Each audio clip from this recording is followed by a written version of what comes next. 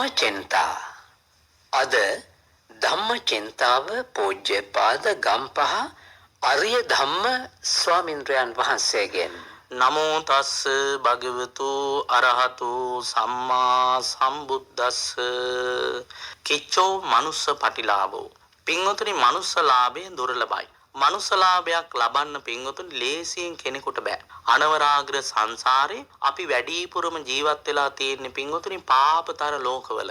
මනුෂ්‍යාත්ම භාවයේ තමයි පාරිශුද්ධම ජීවියා. මේ පාරිශුද්ධත්වයේ ලැබුණේ පින්වතුනි සංසාරේ ඉහළ පහළ ගොසින් විඳින්න ඕන දුක් සේරම විඳගෙන සංසාරي සැරිසරමින් යන ගමනේදී දැන් ඇති නුඹලා දුක් විඳා.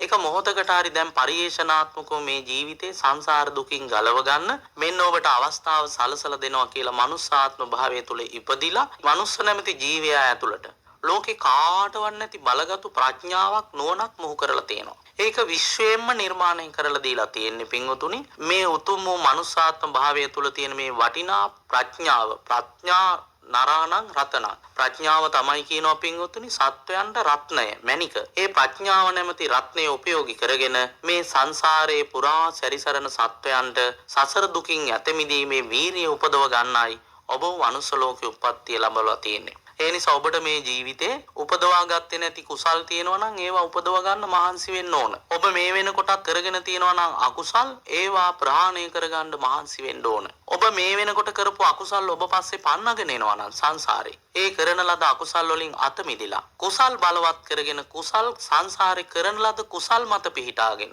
ඔබේ ජීවිතයේ ආරක්ෂිත වැඩපිළිවෙලක් තුල ඉඳගෙන රාග දේශ මොහ දුරු කරගන්න මහන්සි වෙන්න ඕන. එහෙම නැතුව මේ ලැබුණු ප්‍රඥාවන්ත හිත නරක පැත්තට හරවගත්තොත් පින්වතුනි ලෝකේ සත්‍යයන්ට එහා ගියේ තිරස්චීනයන්ට එහා ගියේ භයානක බරපතල අකුසල් කරන්නට මිනිස්යන්ට හැකියාව ලැබෙනවා. ඒ ප්‍රඥාවම කුසලයේ පැත්තට හරවගත්තොත් ලෝකේ මනුස්සාත්ම භාවයක හැර වෙන කිසිම තැනක නොලැබෙන සත්‍යයන්ගේ උතුම් වූ බුද්ධිමත් බව බුද්ධත්වයේ සකස් කරගන්න ඔබට ලැබෙනවා. ඒ නිසා ඒ උතුම් වූ බුද්ධත්වයේ පිනිස ඔබගේ ජීවිතේ ගෙන යන්න පසේ බුද්ධත්වයේ පිනිස රහත් බෝධිය පිනිස ඔබේ ජීවිතේ ගෙන යන්න වෙරවීරිය වඩන්න මේ උතුම් වූ පාරිශුද්ධ මනුස්සාත්ම භාවයෙන් ඔබට ලැබුණු ප්‍රඥාවෙන් ප්‍රයෝජන ගන්න කෙනෙක් බවට පත් වෙන්න ඔබට ශක්තිය ධෛර්යය ලැබේවා කියලා ආශිර්වාද කරනවා. සියලු දෙනාට තෙරුවන් සරණයි.